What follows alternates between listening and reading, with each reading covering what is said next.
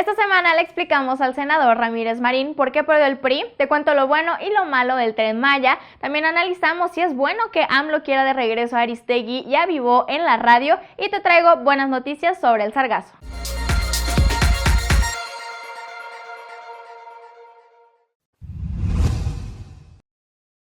Durante una entrevista, el senador electo Jorge Carlos Ramírez Marín dijo que el PRI había sido derrotado por no saber explicar lo que está bien en este país y declaró que él no entiende por qué la gente está tan enojada con el gobierno de Peña si en su Instagram él ve a muchos de sus amigos vacacionando en Europa. Y al parecer, estas son ideas compartidas por muchos de su partido. El mismo Peña Nieto lo ha demostrado repitiendo hasta el cansancio que lo bueno cuenta y cuenta mucho. Así que este video es para esos priistas, para ayudarles a entender por qué perdieron. El PRI perdió por la corrupción, porque durante la administración de Peña, 22 gobernadores del llamado Nuevo PRI, como los Duarte, Borge y Moreira, desviaron más de 250,000 millones de pesos de nuestros recursos públicos, muchos de los cuales acabaron usando en sus campañas. Porque Peña Nieto se vio involucrado en el escándalo de la Casa Blanca y a sus secretarios más cercanos también se les descubrieron casas en Malinalco y en Las Lomas. Porque 11 dependencias del gobierno federal a través de la estafa maestra desviaron en complicidad con universidades estatales más de 3,433 millones de pesos, porque el también priista Emilio Lozoya está embarrado en el escándalo de Odebrecht, porque 2 personas murieron en el socavón del Paso Express por la negligencia de múltiples funcionarios, y porque en su mayoría lo anterior no ha tenido consecuencias. Millones de mexicanos no votaron por el PRI porque la actual administración no supo desarrollar la estrategia de seguridad que nos prometió, porque la violencia se les fue de las manos, porque en 2017 sufrimos el año más violento en décadas con 70 asesinatos por día y porque de esos casos el 95% permanecen impunes. La derrota del PRI tiene que ver con que los mexicanos se cansaron de las verdades históricas, de una PGR ineficiente que a 5 años no ha podido revelar qué le pasó a los normalistas, o en todo caso, que lo ha ocultado para proteger a los responsables. En las urnas, pesó que Peña Nieto dedicó más de 40,000 millones de pesos en promover lo bueno, en lugar de focalizar esos recursos en hacerlo. Porque no solo fue culpa del gobierno federal y gobiernos estatales. El PRI también perdió por la acción de los diputados y senadores que legislaron con base en su propia agenda, ignorando expertos, organizaciones civiles y a los ciudadanos que supuestamente estaban representando. Porque bloquearon iniciativas como Sin Voto No Hay Dinero, porque pasaron reformas que los ciudadanos no querían y porque le dieron un marco a la estrategia fallida de Peña Nieto con la Ley de Seguridad Interior. En la derrota del PRI pesan las 2 millones de personas que entraron en la línea de la pobreza este sexenio, los fraudes y las tarjetas clonadas de Bansefi para los damnificados del sismo. Pero sobre todo, pese a que el PRI no se haya dado cuenta que los esquemas de corrupción, opacidad e ineficiencia que le servían hace décadas ya no tienen cabida en el México actual. Entonces no, el tricolor no perdió por no saber comunicar sus logros, sino por no saber reconocer sus errores. Y mientras no lo hagan, las urnas le seguirán cobrando la factura. Y es que, señores, la derrota del PRI no fue porque no se supiera lo bueno, sino porque las fotos de sus amigos en Instagram no son una muestra representativa de lo que sucede en México. El tren turístico transpeninsular es uno de los 7 grandes proyectos de infraestructura que tiene planeados AMLO, y quizá el más ambicioso, pues pretende construir una vía de 1,500 kilómetros que pase por los estados de Chiapas, Tabasco, Campeche, Yucatán y Quintana Roo, y que funcione como tren de pasajeros, tren de carga y tren rápido. A primera vista la idea suena muy bien, pero como todo gran proyecto, también tiene sus contras. Te platico lo bueno y lo malo del Tren Maya. El principal propósito del proyecto es promover el turismo y la conexión entre los estados del sureste, una zona que tras ser olvidada por muchas administraciones está rezagada en comparación con el resto del país. El tren transformará la economía de esos lugares, generando empleos, integrando estados como Tabasco y Campeche al boom turístico y ayudando a despetrolizarlos. También facilitará el desarrollo comercial. Además, la ruta del tren contempla varios lugares de gran atractivo turístico que serán conectados, facilitando el acceso de los visitantes, lo que mejorará la competitividad de Cancún e impulsará las visitas a lugares como Calakmul o Tenosique, que son menos conocidos pero igual de impresionantes. 2 de los grandes peros del proyecto son el costo y el daño ambiental, pues aunque AMLO asegura que no se va a tirar ni un árbol y que se utilizarán derechos de vía ya existentes de un ferrocarril y una carretera, la ruta atraviesa la reserva Siancán en Quintana Roo,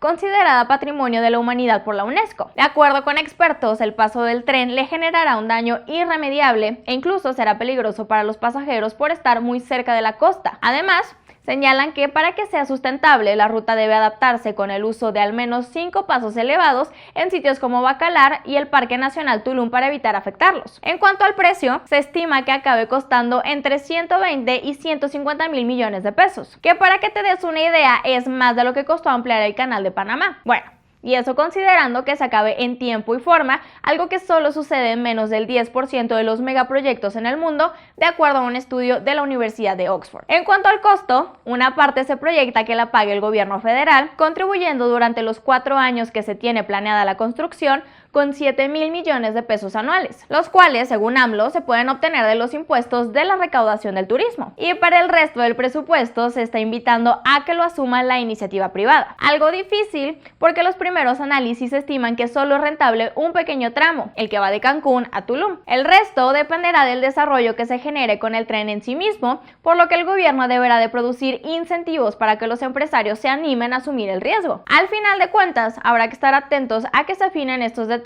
con miras al inicio de la licitación en diciembre. Y es que el Tren Maya es un proyecto atractivo y necesario, pero hasta el momento parece inviable financieramente. En su primera semana oficial como presidente electo, López Obrador dijo que procurará el regreso a la radio de Carmen Aristegui y Juan Carlos Vivó, ambos periodistas emblemáticos que perdieron sus espacios en un acto de censura. Vivó en tiempos de Fox y Aristegui por el reportaje de la Casa Blanca de Peña Nieto. Y seguramente tener sus voces de regreso sería una muy buena noticia para muchos, pero ¿es una buena idea que sea AMLO quien lo promueva? En realidad no, y por muchas razones. Elegir a los titulares de los noticieros no debería ser nunca facultad de un presidente, porque al hacerlo estaría violando la autonomía de los medios de comunicación. Y aunque AMLO ha dicho que buscaría un acuerdo respetando a los concesionarios, la simple sugerencia viniendo de alguien con su influencia ya es entrometerse. Dar pauta para que eso suceda, aun si es con buenas intenciones, acabaría poniendo en riesgo la libertad de expresión, porque así como ahorita AMLO podrá procurar poner periodistas para hacer justicia y acabar con la censura, en el futuro él u otros podrán procurar quitarlos para callar las voces opositoras y poner a unas a modo. Los propios casos de Aristegui y Vivó son ejemplos de lo que sucede cuando el poder mete mano con los medios. Además, si López Obrador consiguiera a pesar de todo regresarles el espacio, les estaría robando, como destacó Aristegui, algo todavía más valioso, su autonomía. Y es que para bien o para mal quedarían en deuda con él, provocándoles un conflicto de interés al momento de ser críticos con su gobierno y pudiendo llevarlos incluso a la autocensura. Al final de cuentas, para que exista la libertad de expresión que AMLO dice querer promover, se requiere una prensa sin ataduras de ningún tipo, lo suficientemente cercana al gobierno para poder vigilarlo y lo suficientemente lejana para verlo con objetividad. Por ello, lo mejor que podría hacer AMLO, si quiere de verdad un sexenio donde no haya censura, es romper la pauta de todos sus antecesores y mantenerse alejado de las decisiones de los medios, aun cuando no le agraden.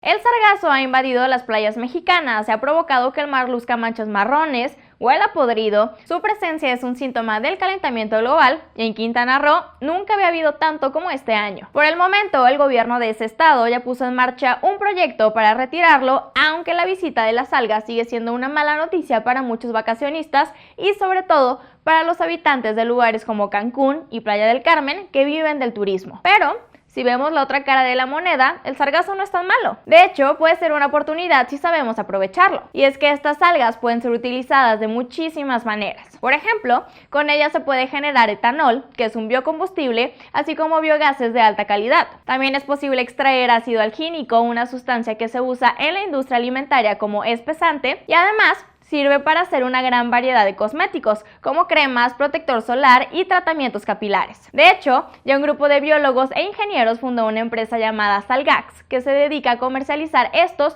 y otros productos hechos con sargazo de manera artesanal. Su línea incluye proyectos de belleza, abono líquido para árboles, alimentos de ganadería e incluso papel. Eso sí, la industria del sargazo en México aún tiene un gran potencial de desarrollo porque no está del todo explotada. Todavía no existe ninguna fábrica en el país que se dedique a extraer las sustancias aprovechables, pero construir una es relativamente barato. Una planta piloto hecha por investigadores de la Universidad de Guadalajara fue realizada con 500,000 pesos y según sus creadores puede replicarse con 250,000. Además, actualmente la Secretaría de Ecología y Medio Ambiente de Quintana Roo está buscando desarrollar proyectos precisamente para aprovechar el sargazo. Entonces, como dice el dicho, si la vida te da limones, haz limonadas.